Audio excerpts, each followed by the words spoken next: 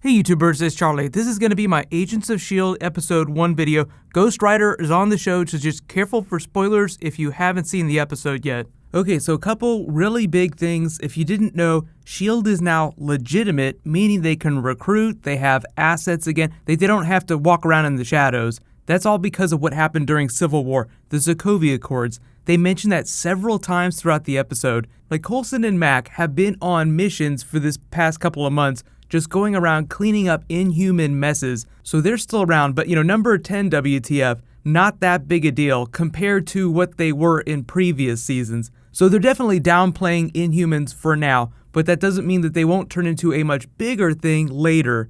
So that's all in favor of the big tonal shift of the show as it moves to 10 p.m., gets a little more graphic, and pushes into supernatural territory. Number 9 WTF, Ghost Rider makes his appearance. So the opening scene was great. I love the way they used CG. It's a TV budget, so you don't expect it to be quite as crazy as like Captain America Civil War, which was like a $250 million movie, but they did a really good job. So if you don't know who this version of Ghost Rider is, it's Robbie Reyes. He is from the comics. I think there's a little bit of confusion as to like why they didn't do Johnny Blaze or why they didn't do Danny Ketch. So there are a couple reasons why they decided to go with this version of the character, mostly because people are not as familiar with him. Like, he debuted very recently in the comics, and even though I think they're changing his comic book story just a little bit, most of the really big stuff about his backstory in the way his arc plays out with his brother who we met in the episode, I think is going to be true to that comic book. So you can actually read how he becomes Ghost Rider. Like, he's already Ghost Rider when we see him in the first episode, which I think was a good move. We'll probably get a couple flashbacks where he explains how it is he became bonded with this spirit of vengeance. But there's a big twist with it that I won't explain here just because it is kind of spoilery. There's a really cool ending to his arc. I hope they do it on the TV show, but all I will say, without getting too spoilery, is that the most important thing in his life is his family. So his family plays very much into how his story plays out as Ghost Rider.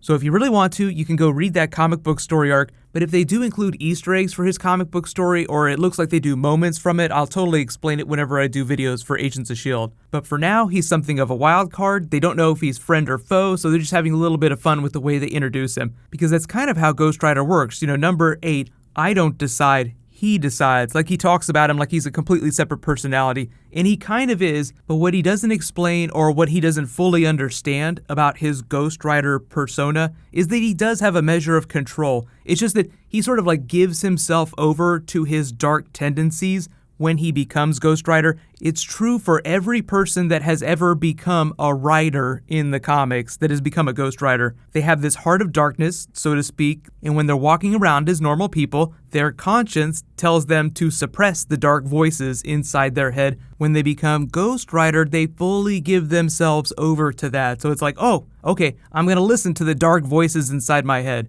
So another big part of Ghost Rider's arc this season is going to be learning to control the writer part of himself. But number 6 was just Ghost Rider versus Daisy. That was a little bit of fun. Like, you get the sense that they're trying to rein in Daisy's powers. They kind of built her up in previous seasons as this inhuman with limitless potential, but the way they're explaining it is that her abilities sort of shatter her bones just because of the way the vibrations work, so she can't use them too much without getting the special pills that they can only get at the S.H.I.E.L.D. base so that she can heal herself extra fast. So it just creates more reasons for her to need to go back. Like, she'll be back on the S.H.I.E.L.D. team eventually, but for now, like, the job of the first episode is just sort of, creating conflicts in the group, creating conflicts outside of the group. So her big conflict this season is in taking down the Watchdogs, which is kind of like the replacement for Hydra in terms of like big bad organizations. So even though Hydra's not gone completely for now on the TV show, they've been neutralized. So like other big bads will surface around the world from different organizations.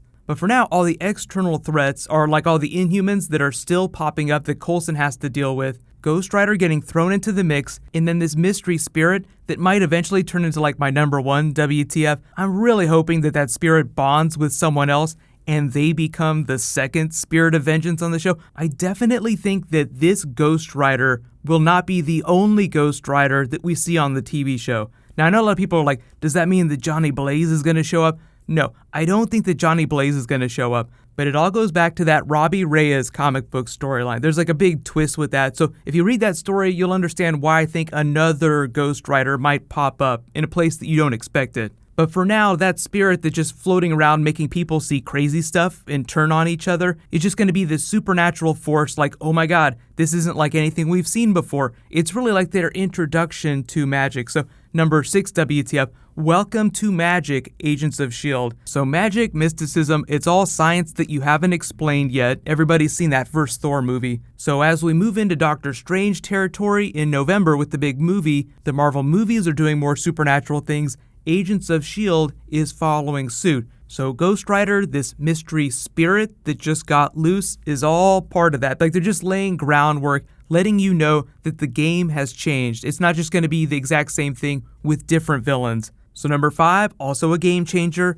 life model decoys. So we kind of got the tease at the end of last season. Ada, I'm going to make you a new body. So this is just following up on that. It's not a huge surprise, but I did like the funny twist, the way they played it with Fitz, just like, oh my god, you are naked. What's going on? This isn't a sex robot, is it? If you haven't seen Oscar Isaac or Alicia Vikander in Ex Machina, you have to watch that movie. It's an amazing movie where, he builds this AI robot, but he goes on and on about how it has female genitalia and implies that he's having sex with the robots. So it's like this amazing creation of life, like this new idea of life, but he treats it in a really shitty way. So obviously, robot uprising. We've all seen the Terminator movies. So I'm interested to see which direction they go with the life model decoys, because they make it like the way they talk about Ada. She doesn't have any consciousness. She just mimics human behavior. Very clearly, they're setting it up for an Ex Machina type twist where she does seem to be aware. She seems like she has her own feelings. So you cry